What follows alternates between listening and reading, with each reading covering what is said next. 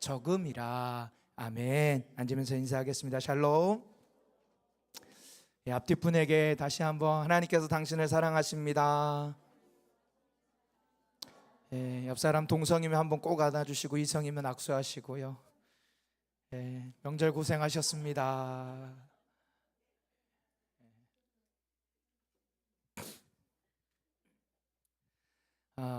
아내의 마지막 소원이라는 아주 짧은 영상을 하나 우연히 보게 됐습니다. 제목이 이제 솔깃해가지고 보게 됐는데요. 아내의 마지막 소원. 내용은 이렇더라고요. 한 50대로 제가 보기에 50대로 보이는 부부가 있는데 남편이 사고를 당해 거대한 바위 밑에 깔려 있습니다. 아내는 그런 남편을 바라보며 간절하게 큰 소리로 외칩니다. 살려주세요, 살려주세요. 아내는 남편을 살리기 위해 최선을 다해 노력하지만 거대한 바위 밑에 깔린 남편을 살릴 길은 없어 보입니다. 그러자 남편은 그 밑에 깔려있는 남편이 삶의 희망을 이제 놓아버립니다. 나는 이제 죽었구나. 그래서 삶의 희망을 놓아버리는 그 순간에 아내에게 이렇게 얘기합니다. 여보, 이제 그만해. 고마웠어. 전부다. 이 말을 듣자 아내는 더 큰 소리로 절규하며 부르짖습니다. 안 돼. 그러면서 하늘을 향해 무릎을 꿇고 두 손을 모아 간절하게 기도하기 시작합니다. 하나님, 제발 이번 한 번만 도와주세요. 제발요, 제발요. 그런데 놀랍게도 하나님이 그 기도를 들으십니다. 갑자기 하늘을 열리고 한 줄기 빛이 쫙 비치더니 거기로 하나님이 내려오시는 겁니다. 이 하나님께서 아내에게 말합니다. 단 한 가지 소원만 들어주겠다. 이 말을 들은 아내의 얼굴이 환해지기 시작하고 바위 밑에 깔린 남편도 살았다 하며 웃기 시작합니다. 이윽고 부부는 안도의 한숨을 내쉬고 아내가 소원을 말합니다. 아내가 이렇게 소원을 말합니다. 16살의 피부로 돌아가게 해주세요. 너무 어이가 없는데 끝나고 나서 마지막에 나오는 문구를 받고 이해했습니다. 이 영상은 일본 화장품 회사 광고였습니다.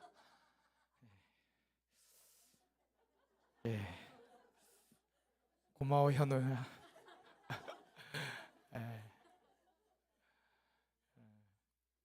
제가 이 영상을 보면서 끄게 깨달은 교훈 두 가지가 있습니다. 첫 번째, 우리 자매님들에게는 피부가 굉장히 소중한 거구나. 그 순간에도 마지막 소원을 얘기해라고 했을 때 16살의 피부를 요구할 정도로 우리 자매님들에게 있어서 피부는 민감한 거구나 라는 것을 제가 깨달았고요. 영상을 만든 이의 의도는 전혀 아니겠지만 제가 스스로 이 영상, 짧은 영상에 웃지만 하나 깊이 묵상하고 깨닫게 되는 것은 어떤 한 사람이 중요하게 생각하는 것은 그 사람이 말이 아니라 그 사람의 선택을 통해서 드러난다는 겁니다. 그 사람이 어떤 사람인지 그 사람을 알기 위해선 그 사람의 말이 중요한 게 아니라 그 사람이 중요한 결정을 내릴 때 어떤 것을 선택하느냐가 진짜 그 사람이 어떤 사람인지 그 사람의 정체성이 무엇인지를 보여주는 것이라는 것이죠. 오늘 본문의 예수님의 가르침이 딱 이와 같은 가르침입니다.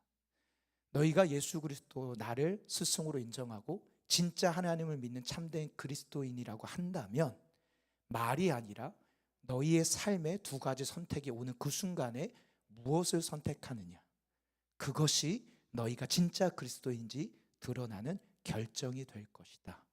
그렇게 오늘 본문에 우리 주님이 얘기하고 계신 겁니다. 오늘 본문은요, 이제 산상수훈의 마지막 결론으로 들어가는 첫 시작입니다. 그런데 저는 오늘로 이제 산상수훈 설교를 마무리하면서 이 결론의 이야기가 사실은 모두가 똑같은 이야기라는 것을 여러분에게 전하려고 하는데, 그것은 뭐냐? 삶의 선택이 중요하다는 것이에요. 오늘 본문의 이야기는 우리에게 매우 잘 알려진 본문입니다. 우리의 인생길에 딱 두 개의 길만이 존재한다고 얘기하세요, 예수님이. 그 두 개의 길이 뭐예요? 하나는 좁은 문이고요, 하나는 넓은 문. 이 두 가지의 문밖에 없다는 겁니다. 우리의 인생길은 딱 두 가지 길밖에 없다고 합니다. 하나는 어떤 길이요? 좁은 길이고요, 또 하나의 길은 넓은 길. 이 두 가지 길밖에 없다는 거예요. 오늘 이후에 나오는 두 가지 교훈이 더 이어지는데 그것도 마찬가지입니다. 열매가 있는데 좋은 열매가 있고 나쁜 열매가 있다. 집을 짓는데 반석 위에 집을 짓던가 모래 위에 집을 짓던가 둘 중에 하나밖에 없다. 이거를 똑같은 얘기를 계속 반복하고 있다라는 거예요. 넓은 문과 넓은 길을 좀 살펴보고자 합니다. 우리 13절 같이 한번 읽어보겠습니다. 오늘 본문 13절입니다. 시작. 좁은 문으로 들어가라. 멸망으로 인도하는 문은 크고 그 길이 넓어 그리로 들어가는 자가 많고. 멸망으로 인도하는 문과 길의 특징으로 예수님이 설명해 주시는데 두 가지 특징을 얘기합니다. 문은 어떻고요? 문은 크고 그 길은 넓다, 이렇게 표현을 합니다. 문이 크고 길이 넓다라고 예수님께서 표현하시는 그 의도 안에는 이 문과 길이 사람들에게 쉽고 편안하다는 것을 암시하는 거예요. 그러니까 우리의 인생길을 갈 때 쉽고 편한 길만을 선택하면서 나아가는 사람들이 있다라는 거죠. 성도 여러분, 넓은 문과 넓은 길은 사람들에게 예수님의 가르침처럼 심각한 결단이나 헌신, 순종을 요구하지 않습니다. 이 길은요, 하나님이 우리에게 요구하시는 헌신, 결단, 순종 이런 거 요구하지 않는다는 거예요. 그래서 대다수의 사람들이 아무런 고민이나 불편 없이 이 문과 길을 선택한다는 것이지요. 시대를 불문하고요, 하나님의 말씀에 순종하는 어려운 길을 따르기보다는 말씀과 무관하게 자유롭게 편안한 길을 따라 살아가는 사람들이 대다수를 이룬다라는 겁니다. 성경의 이야기를 보면요, 때때마다 나옵니다. 노아 시대의 노아 가족 외에 모든 사람이 편한 길을 선택했던 그런 것처럼, 모세가 시내산에 올라갔을 때 모세를 뺀 나머지 아론을 포함한 모든 이스라엘 백성들이 그랬던 것처럼, 엘리야 시대에 엘리야 한 사람만 남고 모든 백성들이 다 우상신에 넘어가서 살았던 그랬던 것처럼 말입니다. 그리고 그것은 오늘날 지금 이 시대도 이어지고 있습니다. 우리가 반드시 기억해야 하는 것은 이 길의 끝이라는 거예요. 이 문과 길을 선택할 때는 쉽고 편해서 좋습니다. 편합니다. 그런데요, 그 길의 끝이 뭐로 이어진다고요? 예수님 말씀하시는 거예요. 멸망이 기다리고 있다. 지금 당장은 쉽고 편할지 모르겠지만 그 길 끝에는 반드시 뭐가 온다고요? 멸망이 찾아온다는 겁니다. 이러한 사실을 너무나 잘 아시는 주님께서는 멸망이 아닌 생명으로 인도하는 길에 대해서도 이어서 설명을 해 주십니다. 우리 14절 같이 한번 읽어보겠습니다. 14절입니다. 시작. 생명으로 인도하는 문은 좁고 길이 협착하여 찾는 자가 적음이라. 생명으로 인도하는 문과 길의 특징이 무엇이라고 하냐? 첫 번째, 문은 좁고 길은 협착하다, 이렇게 표현을 하고 있습니다. 예수님께서 이렇게 좁고 협착하다라고 표현하는 표현 안에는 이 길과 이 문을 통과하는 게 매우 어렵다라는 것을 암시하고 있는 거죠. 제가 이 말씀을 떠올리면서 제 인생의 가장 좁은 문이 뭘까라고 생각하다 보니까요, 군대 갔을 때 각계 전투가 떠오르더라고요. 군대 가면은요, 훈련 중에 각계 전투라고 있어요. 훈련은 전투다, 각계 전투 이러면서 이렇게 막 뛰어다니면서 하는 훈련이 있습니다. 하도 심하게 해서 이거 아직도 안 잊어버려요. 근데 그 중에 하나가 뭐냐면요, 진짜 바닥에 한 정확하게 안 잡아서 모르겠지만 한 10cm, 15cm 정도 높이의 철조망을 깔고 그 밑을 기어서 통과해야 돼요. 조금만 들고 살쪄서 배가 나오면요, 철조망에 다 걸립니다. 길을 쓰고 거기서 뒤에다가 해가지고 총을 내고 막 이렇게 통과를 해야 돼요. 제가 볼 때 그 문이 제가 지나간 제 인생의 가장 좁은 문이었어요. 예, 좀만 잘못하면 찔리고 고생하고 힘들거든요. 그러니까 납작 엎드려야 돼요. 바짝 껴야 됩니다. 옷 지저분할 거 신경 쓸 겨를도 없어요. 그런데 그 길을 그렇게 해야지 통과하면 생명이 나타나는 거죠. 여러분, 예수님이 표현하다는 이 표현 중에 얼마나 과격한 표현을 예수님이 쓰셨냐면요, 이 협착하다라는 단어인데요, 이 단어는 성경에서 다른 데 번역이 될 때는 박해로 번역되는 그런 단어예요. 그러니까 협착하다라는 이 단어를 쓰신 이유는 예수님의 뜻을 따라서 살아가다 보면, 말씀에 순종하는 길을 걸어가다 보면 박해도 받게 되는 일이 있을 수 있다는 겁니다. 그러나 중요한 것은 예수님의 뜻을 따라 살아가는 이 좁은 문, 좁은 길 끝에는 무엇이 기다리고 있다고 말씀하십니까? 생명이 기다리고 있다. 생명이 기다리고 있다고, 완성된 하나님의 나라로 들어가 영생을 누리게 될 것을 약속해 주고 계시다라는 거예요. 사랑하는 성도 여러분, 오늘 말씀은요, 우리 그리스도인들에게 굉장히 중요한 말씀, 특히 오늘날 이 시대의 우리 크리스찬들에게 저는 굉장히 중요한 말씀이라는 생각이 들었습니다. 예수님이 단호하게 얘기하십니다. 망설이지 않고 강조하시면서 얘기하십니다. 세상에는 두 부류의 사람들만 있다. 한 부류는 대다수의 사람들로서 넓은 문으로 들어가 세상의 흐름을 따라 생각하고 판단하고 자신의 이익을 추구하며 살아가는 사람들이라는 거예요. 그 사람들의 특징은요, 오직 자신만을 위해서 사는 거예요. 그래서 나 자신을 위해서 집도 사고 차를 구입하고 또 자녀를 위해서 헌신하고 건강을 위해 꾸준히 투자하는 데만 전념하면서 하루하루를 살아간다는 겁니다. 이들의 가치관에 있어서 가장 중요한 것은 재물, 자녀, 건강일 뿐이고 이것들을 위해서 모든 관심과 힘을 쏟으며 살아간다는 거예요. 이들에게 하나님 나라는 우선순위에 없다는 겁니다. 그래서 자기 중심성으로 가득한 사람들이 특징이라는 거죠. 그러나 반대의 사람들도 있습니다. 소수이긴 하지만 좁은 문, 좁은 길로 가는 사람들입니다. 이들은 세상의 가치와 목표를 거부하고 산상설교를 통해 가르치신 예수님의 가르치심, 그분의 말씀을 자신의 새로운 가치이자 목표로 삼고 살아가는 사람들이라는 거예요. 무엇보다 이들의 가치관에는 놀라운 변화가 일어나기 시작하는데, 이전에는 재물이 가장 가치 있게 여겼다면, 이전에는 자녀가 가장 가치 있었다면, 이전에는 건강이 가장 가치 있었다면, 예수를 만난 이후로부터 이들의 최고의 가치는 하나님으로 바뀝니다. 하나님보다 우선순위를 삼는 게 없다라는 거예요. 그래서 내 인생에 하나님의 나라와 그분의 의를 구하는 것이 최고의 인생 목표로 삼고 살아가는 존재들이라는 겁니다. 물론 이러한 삶은요, 세상과 다르고 세상의 방식을 거부하는 것이기 때문에 힘들고 어렵습니다. 어려워요. 여러분, 진짜 말씀대로 살면요, 세상이 편하지가 않습니다. 힘든 게 정상이에요. 목사님, 믿음으로 사는 게 왜 이렇게 힘들까요? 그럼 뭐라고 얘기해요? 잘 살고 있다는 거예요. 그게 정상입니다.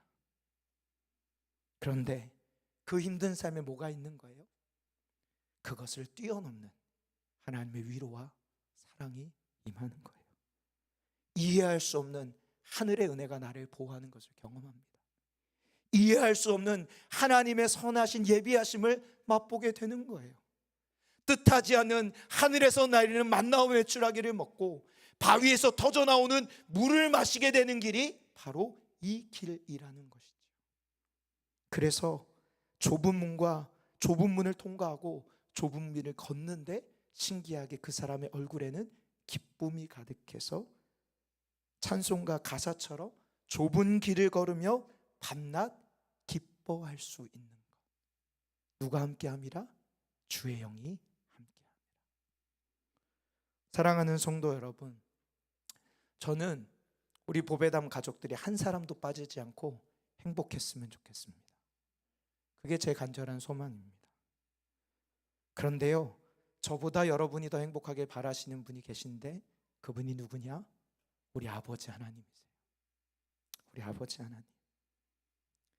근데요, 말씀을 준비하다 하나 깨닫게 되는 게요, 성경에 하나님이 우리에게 수많은 명령을 주셨는데 그 중에 행복하라는 명령을 주시지 않았다는 거예요. 너희 행복하라 이렇게 명령을 주시지 않았어요. 왜냐하면 행복은 우리가 만들어가는 것이 아니기 때문에, 하나님이 선물로 주시는 것이기 때문이라는 거죠. 우리가 그분의 뜻을 따라 살아갈 때, 하나님의 말씀에 순종하는 삶을 살아갈 때, 비록 그거 힘들고 어려운 좁은 문, 좁은 길이라고 할지라도, 아무도 알아주지 않고 사람들이 인정하지 않고 오히려 어리석다고 조롱한다 할지라도 그 길을 묵묵히 걸어가는 자들에게 하나님은 놀라운 행복이라는 선물을 주신다라는 거예요. 저는 우리 보배담의 성도들이 이 하나님의 선물인 행복을 누리는 그런 사람들 되길 주님의 이름으로 축복합니다. 하나님이 은혜를 주실 것을 믿기에 그 좁은 문과 좁은 길을 묵묵히 걸어감으로 그 길때 예비된 하나님의 놀라운 은혜와 행복을 맛보는 여러분이 되게 주님의 이름으로 축복합니다. 그런데 여기에 문제가 하나 있습니다. 오늘 본문 좁은 문으로 들어가고 좁은 길로 가야 되는 거 모르는 분 여기 아무도 없을 겁니다. 제가 지금 설명한 거 몰랐던 건데 목사님 이제 깨달았어 이런 분 한 분도 없지 않으십니까? 우리 너무 잘 아는 거예요. 심지어는요, 예수 안 믿고 교회 안 다니는 세상 사람들도요, 이 구절은 압니다. 이 구절은 알아요. 좁은 문으로 들어가야 되고 좁은 길을 걸어가야 되는 거 너무 잘 알지만 이 길을 가는 것이 결코 쉽지가 않다라는 겁니다. 그래서 이 말씀을 설교를 준비하고 묵상하다 제 안에 기도가 탁 터져 나오는 게, 하나님 정말로 제가 이 길을 가고 싶은데 자신이 없어요 라고 기도할 때 하나님이 제게 구하게끔 간구하라고 주신 기도 제목 3가지가 있습니다. 첫 번째, 우리가 좁은 문과 좁은 길을 가기 위해서 우리에게 필요한 거 따라하겠습니다. 지혜가 필요합니다. 예, 우리가 좁은 문과 좁은 길을 가기 위해서 첫 번째 필요한 것, 우리가 하나님 앞에 구해야 되는 것, 지혜를 구해야 한다는 거예요. 오늘 본문 우리 14절 다시 한번 읽겠습니다. 14절입니다. 시작.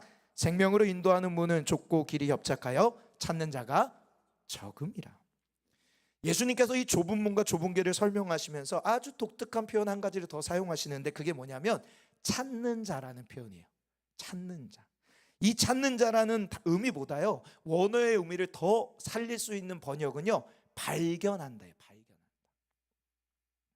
그러니까 생명으로 인도하는 문은 좁고 길이 협착한데 이 문과 길을 발견하는 사람이 적다, 이렇게 번역하는 게 조금 더 의미에 맞다라는 겁니다. 여러분, 앞에서 예수님이 넓은 문과 넓은 길을 설명할 때는요, 발견한다라는 표현을 안 쓰고요, 들어간다라는 표현을 썼어요. 여러분 13절을 지금 빨리 보세요. 13절에 보면요, 들어가는 자가 많다라고 표현해요. 그런데 좁은 문과 좁은 길은 적극적으로 찾지 않으면 발견하는 것조차 어렵다는 것을 강조하고 있다라는 거죠. 저는 발견한다라는 것을 묵상하게 된 거예요. 좁은 문과 좁은 길을 발견해야지 그 길을 갈 수 있는 거구나. 내 삶의 선택 중에 정말 이것이 하나님이 기뻐하시는 뜻인지를 발견할 때 그것을 선택할 수 있는 거구나. 발견하는 자가 그 길을 간다. 뭐예요? 그것을 분별할 수 있다는 거예요. 그거를 볼 수 있는 지혜가 필요하다라는 거죠. 예수님은 이후에 마지막 산상수훈 결론에서도 그래서 이 지혜를 강조하는 말씀을 하십니다. 우리의 성경을 이 밑으로 쭉 내리시면 7장 24절입니다. 마태복음 7장 24절 한 목소리 읽겠습니다. 시작. 그러므로 누구든지 나의 이 말을 듣고 행하는 자는 그 집을 반석 위에 지은 사람을 모은 사람이라고요? 지혜로운 사람. 지혜를 언급하고 있습니다. 독일의 목사이자 교사 그리고 시인인 요한 페터 헤벨이라는 사람이 있습니다. 이분이요, 많은 이야기를 짓고 동화를 지었는데 그 중에 하나가 3가지 소원이라는 동화입니다. 혹시 아십니까? 눈빛이 잘 모르시는군요. 3가지 소원 들어보세요. 어느 젊은 부부에게 요정이 나타나서 3가지 소원을 들어주겠다는 거예요. 우리 아이들은 알죠? 모르나요? 예. 어떤 부부에게 요정이 나타나서 3가지 소원을 들어줄게, 잘 생각해봐. 그리고 일주일의 시간을 줬습니다. 이 부부가요, 일주일 동안요 아주 신중하게 고민하는 거예요. 3가지 소원 뭘 빌까? 이거를 빌까? 그러다가 이거보다 이게 더 중요한 것 같은데 이걸 빌까? 그리고 이게 더 중요한 것 같은데, 그래서 쉽게 결정 못하고 막 고민을 엄청나게 하고 있는 거예요. 그러다가 저녁 식사 자리가 돼서 식사를 준비하면서 감자를 이렇게 접시에 딱 냈어요. 그리고 감자의 향이 쫙 올라오는 거예요. 그걸 맞자 아내가 무심결에 이 감자 옆에다가 방금 구운 소세지 하나 있었으면 좋겠다라고 자기도 모르게 말을 내뱉은 거예요. 그래서 그게 소원이 돼서 그 순간 그 소원이 그대로 응답돼서 굴뚝을 통해 소세지가 딱 떨어져가지고 감자 옆에 접시에 딱 떨어지는 거예요. 이걸 본 순간 남편이 화가 끝까지 올라갑니다. 아니 당신은 말이야 이런 소원을 빌어가지고, 그래서 화가 나가지고 에이 이놈의 소세지 당신 코에나 붙어라 라고 말을 해버렸어요. 어떻게 됐습니까? 그 소세지가 아내 코에 갖다 딱 붙어버린 거예요. 어머 이미 내뱉은 말 이루어진 거. 그래서 어쩔 수 없이 결국 이 부부가 마지막 소원으로 뭘 빌었을까요? 아내 코에 붙어있는 소세지 하나 떼주십시오. 이들이 세 가지 소원을 통해서 얻은 것 딱 하나, 뭐예요? 소세지 하나 얻은 거예요. 소세지 하나. 여러분, 이 동화를 지은 분이 누구라고요? 목사님이세요. 이 목사님이 이 동화를 지은 자신의 의도를 설명하는데 그 중에 하나를 이렇게 표현합니다. 행복해지기 위해 무엇을 소원하면 좋을지를 깨달을 수 있는 분별력을 구해야 한다. 사람이라는 존재가 얼마나 연약하고 무지한지 내게 진짜 뭐가 필요한지를 잘 모른다는 거예요. 막상 지금 필요해 보여서 이걸 구하지만 이것이 내일 나에게 어떻게 독이 될지 우리는 몰라요. 반대로 지금 내게 있는 거 이거 하찮은 거 의미 없는 것처럼 보이지만 이것이 내일 귀하게 쓰일지 우리는 모른다는 거예요. 그렇게 무지한 우리이기 때문에 우리가 진짜 무엇이 필요한지, 진짜 하나님이 무엇을 기뻐하시는지 분별할 수 있는 지혜가 없으면 좁은 길을 갈래야 갈 수가 없는 거죠. 제가 대학생 시절 참으로 존경했던 간사님 계십니다. 이 간사님에게는요, 하나님이 탁월한 은사를 주셔서 아주 다양한 은사가 있습니다. 예, 뭐 방언의 은사는 기본이고요, 통변도 있고요, 예언도 있고요, 축사도 있고요, 환상도 보시고요, 대단히 많은 성령의 은사를 가지신 분이세요. 그런데요, 한 후배 간사가 이분에게 찾아가셔서 이런 질문을 했다고요. 간사님, 정말 많은 은사를 받으셨는데 그 중에 가장 중요한 은사를 딱 하나만 꼽는다면, 만약에 간사님에게 주신 은사가 다 사라지고 딱 하나만을 구할 수 있다면 무엇을 구하시겠습니까? 라고 물어봤대요. 그랬더니 이 간사님이 뭐라고 답했는지 아세요? 저는 이 질문의 대화를 들을 때 제 혼자 속으로 상상할 때는 뭐 축사, 소위 말하는 우스갯소리로 장풍 은사라고 그러죠. 탁 하면 팍 쓰러지는 거. 제가 여기서 손만 들어도 이쪽이 탁 쓰러지고 이쪽이 탁 되고, 그러면 다음 주에 우리 보배당교회 한 300명 오지 않겠습니까? 그런 거 좋겠다. 뭐 그런 생각을 솔직히 전 했거든요. 근데 답이 전혀 제가 예상한 답과 달랐어요. 뭐라고 했냐? 딱 하나만 구할 수 있다면 나는 다른 거 다 필요 없고 지혜의 은사 하나만 구한다. 근데요, 제가 요즘에 이 말이 정말 뼛속 깊이 다가옵니다. 교회를 개척하고 나름 이쪽 한 구석에는 자신 있었거든요. 나 잘할 수 있어. 엄청 큰 교회는 못해도 나름 잘할 수 있어. 자신을 했는데요, 이제 3년 시작하는 저의 마음에 한숨이 끊이지 않고, 주님 어떻게 합니까? 자신 없습니다. 못하겠습니다. 그런 생각들이 제 안에 올라옵니다. 솔직하게. 무엇인가를 책임지고 하나님의 뜻이 무엇인가를 전하는 일이 이렇게 어려운 것인지 뼈저리게 느끼는 요즘 시기에 이 간사님의 고백은 저에게는 큰 교훈이 되고 있습니다. 성도 여러분, 우리는 무지하여서 한 치 앞도 모르는 사람들입니다. 하나님의 뜻이 어디 있는지, 하나님이 뭘 기뻐하시는지 우리는 무지해서 잘 알 수 없다는 거예요. 그래서 우리에게 필요한 게 뭐라고요? 지혜라는 거예요. 지혜. 우리가 진짜 구해야 되는 거, 하나님 어려운 문제가 해결되게 해주십시오, 이 기도가 아니라 하나님 이 어려운 문제 가운데 내가 하나님의 뜻을 분별할 수 있는 지혜를 주십시오. 이게 우리의 기도가 되어야 한다라는 것이죠. 우리 예수님이 이 지혜로 사셨던 분이에요. 예수님이 이 땅에 오셔서 마지막에 십자가까지 하나님의 뜻을 잃어버리지 않고 좁은 길과 좁은 문을 갈 수 있었던 비결을 하나 꼽으라고 한다면 우리 예수님은 능력이 많은 분이 아니라 지혜가 충만한 분이셨기 때문이라는 거죠. 그래서 어리신절 예수님을 말아볼 때 이렇게 성경은 표현합니다. 누가복음 2장 52절 시작. 예수는 지혜와 키가 자라며 하나님과 사람에게 더욱, 가장 먼저 뭘 언급하고 있습니까? 지혜라는 거예요.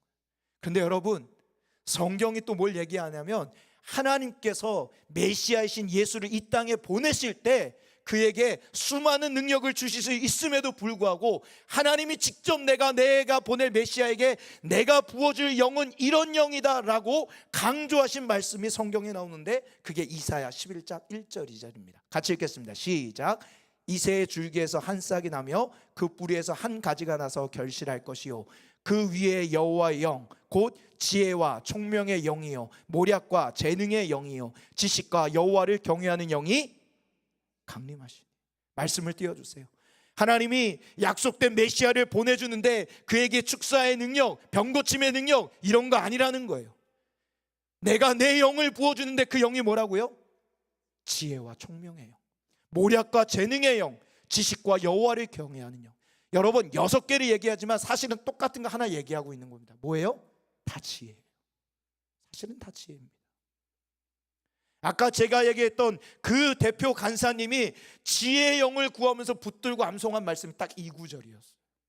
하나님, 나에게도 이 영을 부어주옵소서.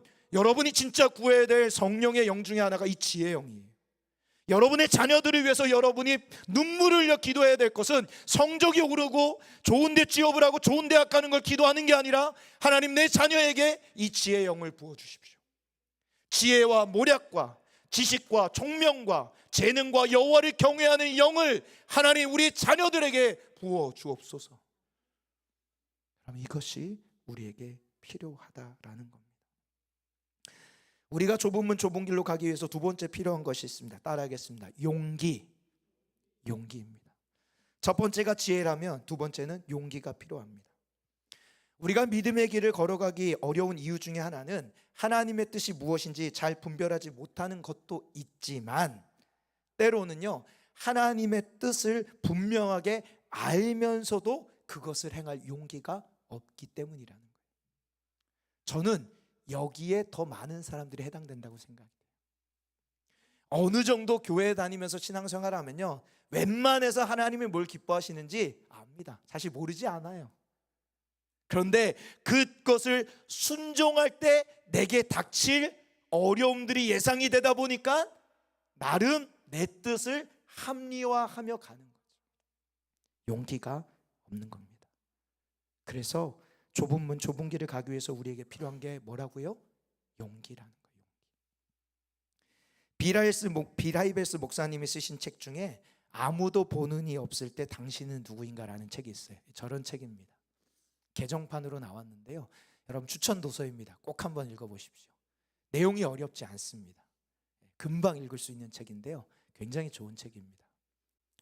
그런데 저 책에 부제가 있어요. 화면으로 여러분이 잘 안 보이시겠지만 저 책 겉표지에 부제가 있는데 이렇게 적혀 있어요. 성숙한 그리스도인의 8가지 자질. 아무도 보지 않는 그곳에서 드러나는 우리의 인격이 참 인격인데 그리스도인으로서 나타내야 될 인격 8가지를 설명하는 책이에요. 그러면서 뭘 얘기하냐? 자기 통제력이 필요하고 비전이 필요하고 인내가 필요하고 사랑을 4개나 쪼갰어요. 그냥 사랑이 아니라 뭐하는 사랑 4개나 쪼갰습니다.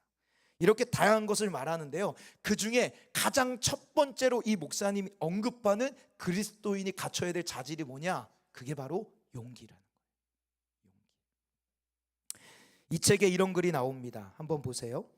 우리는 날마다 우리가 겁쟁이인가 용기 있는 사람인가를 드러내는 선택을 한다. 옳은 일과 편리한 일 중에서 선택하고, 신념을 지키는 것과 안락, 탐욕, 인정받는 것 때문에 신념을 굽히는 것 중에서 선택한다. 충분히 예견되는 위험 부담을 무릅쓸 것인지, 몸을 웅크려 안전함과 평온무사, 방관의 껍질로 숨어들 것인지 선택한다. 하나님의 뜻을 이해하지는 못할지라도 그분을 믿고 신뢰할 것인지, 아니면 그분의 뜻을 지레짐작해서 회의와 두려움의 틈새로 숨어들 것인지 선택한다는 거예요. 여러분의 삶의 이야기를 한번 여기에 대입해 보세요. 우리의 삶에 이런 선택의 순간이 정말 많이 오지 않습니까? 진짜 많이 옵니다. 하루에도 몇 번이나 찾아온다는 거예요. 그런데 그럴 때 하나님의 뜻을 선택하기 위해서 뭐가 필요하다? 용기가 필요하다는 거예요. 그래서 목사님은 이 얘기를 하면 이렇게 마무리합니다. 제대로 그리스도인이 되자면 전통적인 의미의 용기가 적지 않게 필요하다. 그리스도인으로 입문하는데 용기가 필요하고 제대로 그리스도인이 되는 데는 더 큰 용기가 필요하다. 여러분, 우리가 그리스도인이 되려면 용기가 필요합니다. 왠지 아세요? 죄를 고백해야 되거든요. 내 죄가 뭔지를 시인해야 되거든요. 그리스도 예수를 나의 메시아로 고백하려면요, 내가 죄인임을 고백해야 되는데 그 죄를 뭉뚱그리는 게 아니라 낱낱이 직선적으로 원초적으로 그 죄를 고백해야 돼요. 그래서 요한일서에도 말하죠. 너희가 만일 너희 죄를 자백하면, 그 다음에 뭐라고요? 저는 밉보시고 의로우사 너희의 모든 죄를 사하실 것이요 라고 말씀하고 계세요. 여러분, 내 죄를 다른 사람한테 드러낸다? 용기가 필요한 거예요. 대부분의 사람들은요, 죄를 숨기려고 합니다. 변명을 늘여놓고 해요. 저희 어머님이 초등학교 선생님이셨거든요. 그 학교에 입학해서 다닌 학생이 저였어요. 그래서 제 소원이 뭔지 아세요? 엄마와 다른 학교를 다니게 해주세요. 왜냐하면요, 제 성적을 저보다 저희 어머니가 먼저 알고 오세요. 그래서 집에 들어오면 남들은 성적표를 자기가 들고 와서 엄마한테 드려야 되는데 저는 집에서 엄마한테 제가 직접 받았어요. 문을 열고 들어가는 순간 공기가 달라요. 그리고 딱 시험지가 높여있고 그 옆에 회초리가 있죠. 몇 점인 것 같아? 맞고 시작하는 거예요. 그러면 제가 뭐라고 얘기하겠게요? 네, 어머니, 제가 솔직하게 노는 게 더 좋아 공부에 성실하지 못했기에 회개합니다. 다음엔 최선을 다해서 공부하겠습니다 라고 얘기하면 좋은데 저는 그렇게 얘기한 적이 한 번도 없습니다. 뭐라고 할게요? 이래서 못했고 저래서 못했고 이래서 못해서 끊임없이 변명을 들어오는 거죠. 용기가 없는 거예요. 내 잘못을 고백할 용기가 없는 거죠. 여러분은 하나님 앞에 여러분의 죄를 고백할 용기가 있으십니까? 여러분이 누군가한테 실수한 것을 고백할 용기가 있으십니까? 그게 좁은 길을 가는 거고요. 그게 좁은 문을 들어가는 길이에요. 우리는 그런 용기 없습니다. 교회 안에 상처받은 사람은 넘쳐나는데 상처 주는 사람은 없어요. 재밌죠? 상처를 준지 모르는 거죠. 때로는 안 돼 말하기 싫은 거예요. 고백하기 싫은 겁니다. 용기가 없는 거죠. 변명을 들여놓고 어쩔 수 없었다고. 그럼 그렇게 하면 좁은 길과 좁은 문은 갈 수가 없습니다. 우리가 믿음으로 살아갈 때 용기가 필요합니다. 하나님과 공동체 앞에서 나의 죄를 정직하게 고백할 수 있는 용기, 내 삶을 하나님께 맡기고 그분의 말씀에 순종할 수 있는 용기가 필요합니다. 내 삶에 허락된 관계 안에서도 용기가 필요합니다. 나를 오픈하고 상대방과 함께하기 위한 용기, 부부관계에서 서로 부딪히고 힘든 문제들을 해결하기 위해 내 자신의 연약함을 직면해야 할 용기, 부부의 관계에 어려움을 드러내고 그것을 하나님 앞에 정직하게 풀어가라고 말할 수 있는 용기, 자녀를 기르면서 힘들고 어려운 자녀와의 감정 싸움을 포기하지 않고 회피하지 않을 용기, 하나님께서 허락하신 공동체 지체들과 관계 안에서 서로에게 도전을 주고 영적인 성장과 관계의 성장을 위해 애쓸 용기, 이것들이 우리에게 필요합니다. 직장이나 사회에서 생활할 때 말씀에 순종하고 어려운 상황에 맞닥뜨릴 용기, 도덕적으로 바른 것을 행할 용기가 필요합니다. 특히 재정적인 부분에서 거짓이 지혜로 변화된 이 시대 속에서 정직하게 나의 재정권을 하나님께 맡기고 사용할 용기, 성적으로 문란한 이 시대에서 하나님 앞에 순결하게 살아갈 용기가 필요합니다. 우리가 믿음으로 살아갈 때 세상에서 받게 될 비난과 조롱에도 불구하고 하나님 나라를 굽히지 않고 하나님의 꿈을 향해 세상 방식을 거부하고 세상의 속도와 흐름을 거스를 용기가 우리에게 필요한 것이죠. 디모데후서 1장 7절입니다. 함께 읽겠습니다. 시작. 하나님이 우리에게 주신 것은 두려워하는 마음이 아니요 오직 능력과 사랑과 절제하는, 첫 번째 뭘 주신다고요? 능력. 저 능력의 안에 용기가 포함이 됩니다. 그렇다면 우리는 어떻게 용기를 얻을 수 있을까요? 저는 짧게 두 가지로 생각합니다. 첫 번째, 말씀 묵상. 하나님의 말씀을 묵상하다 보면 그 말씀이 내 영을 건드릴 때 우리는 용기가 일어나기 시작합니다. 하나님의 말씀이 이루어질 것이 확신이 될 때 용기를 내기 시작하는 거예요. 모세가 하나님의 말씀 앞에 반응하기 시작할 때 그 겁쟁이 모세가 용기 있는 모세가 된 거죠. 요셉이 그 어려운 상황에서도 용기를 낼 수 있었던 건 하나님이 나와 함께 한다는 믿음 때문이었습니다. 베드로가 예수님 앞에 용기를 내어 바다에 뛰어들 수 있었던 건 예수님의 걸어오라는 말씀을 들었을 때 용기를 낸 거죠. 여러분, 하나님의 말씀을 묵상할 때 용기가 생깁니다. 특별히 모세, 다니엘, 에스더, 바울과 같이 두려움으로 꼼짝 못하게 된 상황에서도 믿음으로 계속 앞으로 나아가 결국 성장했던 그런 인물들을 묵상하기 시작할 때 우리에게 용기가 온다는 거죠. 그리고 또 하나는 공동체, 소그룹 모임을 할 때 용기가 온다고 저는 믿습니다. 소그룹 모임에서 믿음으로 용기 있게 행하는 사람들의 이야기를 듣다 보면 우리도 용기가 올라오는 거예요. 또 한 주간 무너진 나의 삶의 모습을 정직하게 용기 내서 나눌 때, 서로가 격려해 줄 때 용기가 살아나는 거죠. 그게 소그룹의 생명력이에요. 저는 이제 다음 주에부터 시작될 새롭게 개편된 우리의 소그룹이 그냥 힘든 인생사만 늘어놓는 모임이 아니라 하나님의 용기로 서로를 권면하고 격려함으로 우리 안에 용기가 회복되는 하나님의 복된 자리가 되길 주님의 이름으로 축복합니다. 마지막으로 좁은 문 좁은 길을 가는데 필요한 것은 인내입니다. 따라하겠습니다. 인내가 필요합니다. 히브리서 12장 1절 같이 한번 읽어보겠습니다. 시작. 이러므로 우리에게 구름같이 둘러싼 허다한 증인들이 있으니 모든 무거운 것과 얽매이기 쉬운 죄를 벗어버리고 인내로써 우리 앞에 당한 경주를 하며. 히브리서 저자는 오늘 예수님의 이 좁은 문 좁은 길을 경주로 표현하는데, 이 경주를 잘할 때 필요한 게 뭐라고요? 인내라고 하는 거예요. 인내. 좁은 문 좁은 길을 통과할 때 우리가 인내해야 되는 이유가 있습니다. 왜냐하면 하나님은 그 인내를 사용하셔서 우리를 하나님의 자녀답게 빚어가시기 때문이에요.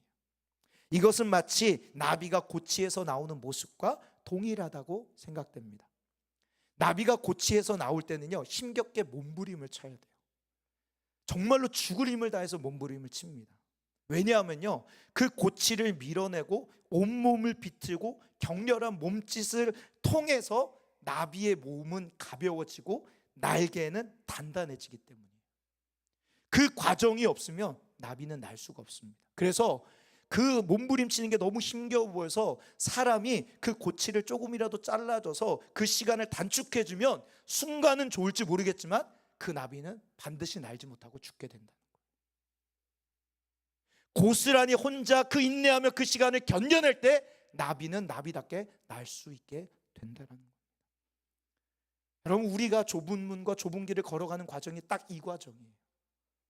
분명 힘들고 어렵습니다. 그러나 우리가 그 과정에서 인내하며 힘겹게 믿음의 몸부림을, 순종의 몸부림을 하나님 앞에 치면 결국 그 인내로 말미암아 우리는요, 우리의 안에 있는 죄성을 제어할 수 있는 힘을 얻게 될 것이고, 어떤 상황에서도 하나님의 뜻을 담대하게 행할 수 있는 단단함이 선물로 주어진다는 거예요. 로마서 5장 3절에서 5절입니다. 시작. 다만 이뿐 아니라 우리가 환난 중에도 즐거워하나니 이는 환난은 인내를, 인내는 연단을, 연단은 소망을 이루는 줄 알미로다. 소망이 우리를 부끄럽게 하지 아니함은 우리에게 주신 성령으로 말미암아 하나님의 사랑이 우리 마음에 부은 바 됨이니. 사랑하는 성도 여러분, 우리 예수님께서 산상수훈의 가르침을 마무리하시면서 우리에게 이렇게 말씀하십니다. 좁은 문으로 들어가라, 좁은 길을 걸어가라.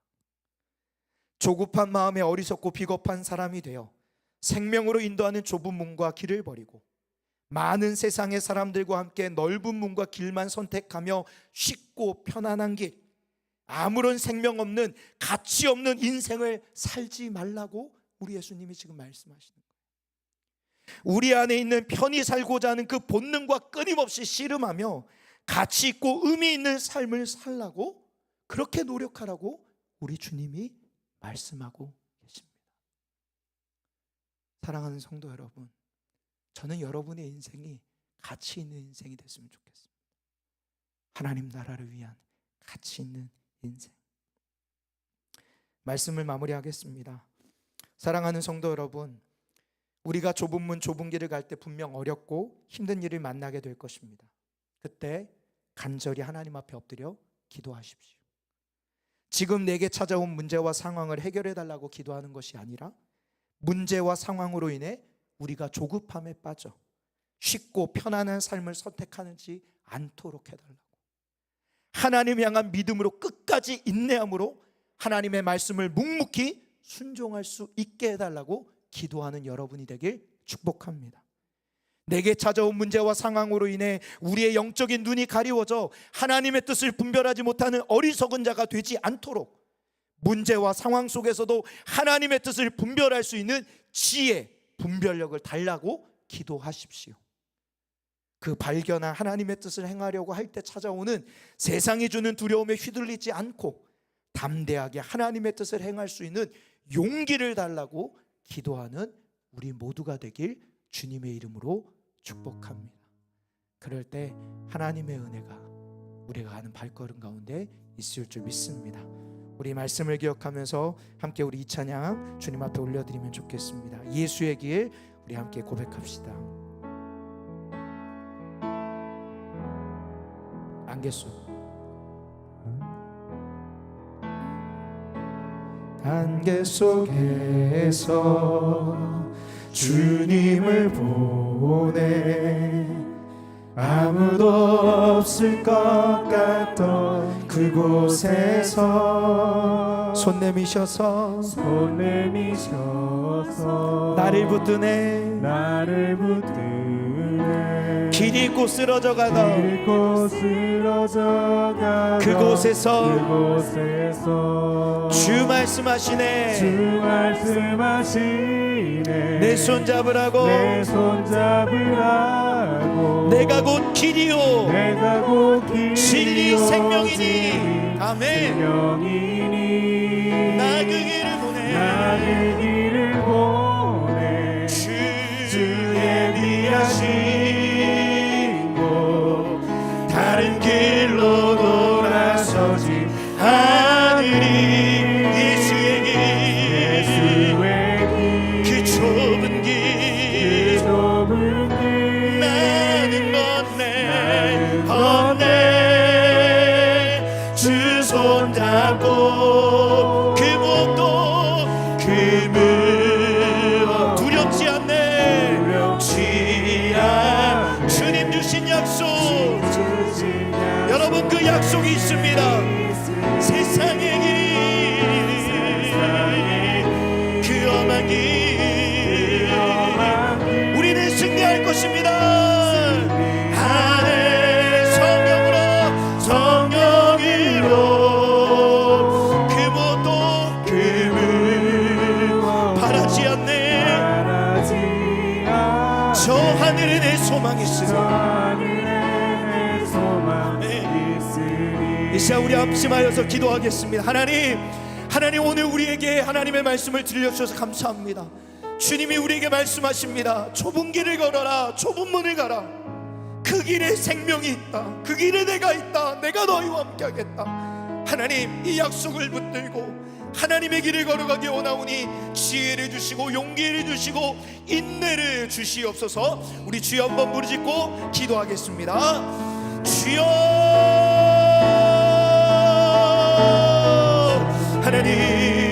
하나님 임하셔서 하나님 우리 성도들이 하나님의 믿음의 길을 걸어가기 원합니다.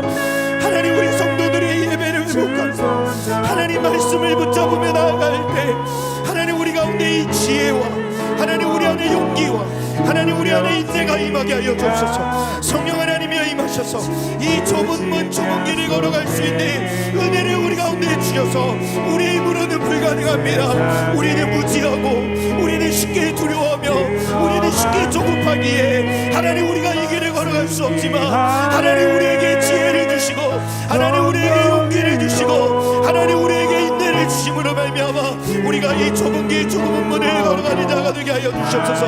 하나님 우리 사랑하는 우리 자녀들에게 지혜와 용기와 인내를 주셔서 그들이 하나님의 길을 걸어가게 하여 주옵소서.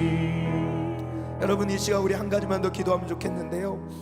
여러분 이 시간 손을 앞으로 뻗어서 우리 맨 앞자리에 있는 우리 아이들 잠옷이 내에 있는 우리 아이들을 바라보며 좀 축복하며 기도하면 좋겠습니다. 여러분 우리 아이들이 믿음을 갖고 자라가는데 진짜 어려운 시대예요. 제가 이 말씀을 준비하면서 저조차도 용기가 없는데, 나조차도 지혜가 없고 툭하면 조급해지는 것, 그런 실수투성인데 우리 아이들이 어떻게 믿음으로 양육할까? 근데요, 그건 우리가 하는 게 아니라 하나님이 하시는 거예요. 하나님, 다음 주부터 우리의 자녀들이 저 건너편에 학원으로 가서 아이들이 예배합니다. 그러나 그곳이 아이들이 가는 게 아니라 하나님이 함께 가시는 줄 믿습니다. 이들의 찬송을 통해 하나님이 영광 받으실 줄 믿습니다. 이들의 예배를 통해 하나님이 이들에게 지혜의 영을 부어 주시옵소서, 용기의 영을 부어 주옵소서, 인내의 영을 부어 주셔서 이들이 하나님 앞에 믿음으로 살아가는 주의 복된 자녀들 되게 하여 주옵소서.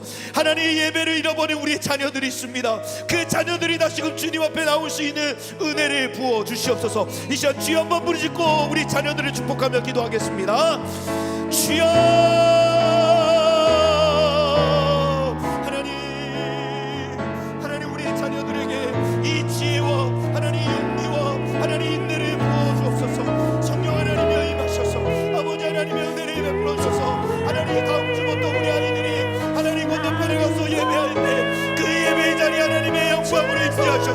하나님, 우리 자녀들에게 지혜의 영, 용기의 영, 하나님 내 영을 부어주셔서 이들이 믿음으로 자라가게 하여 주옵소서.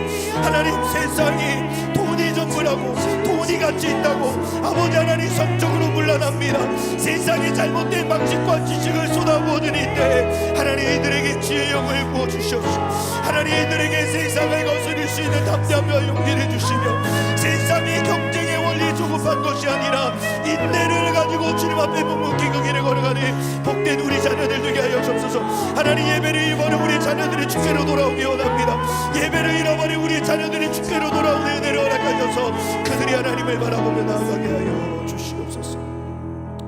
하나님, 우리가 좁은 문 좁은 길을 가야 되는 거 모르지 않지만 우리는 참 무지하여서 하나님의 뜻을 잘 모르고 알아도 용기가 없기에 합리화하며 넘어가기 십상이며 쉽게 조급해지는 그런 우리입니다. 하나님, 우리에게 지혜를 주옵소서, 용기를 주옵소서, 인내를 주옵소서. 하나님, 우리 소그룹 모임에 지혜가 임하는 자리, 용기가 임하는 자리, 인내가 임하는 자리 되게 하여 주시옵시고 우리 예배를 통하여 우리 성도들의 가정 안에 지혜의 영이 임하며 용기의 영이 임하며 인내의 영이 임하게 하여 주시옵시며 우리 사랑하는 자녀들에게 지혜의 영, 용기의 영, 인내의 영이 임하는 은혜를 더하여 주시옵소서. 특별히 다음 주부터 우리 자녀들이 건너편으로 가 예배합니다.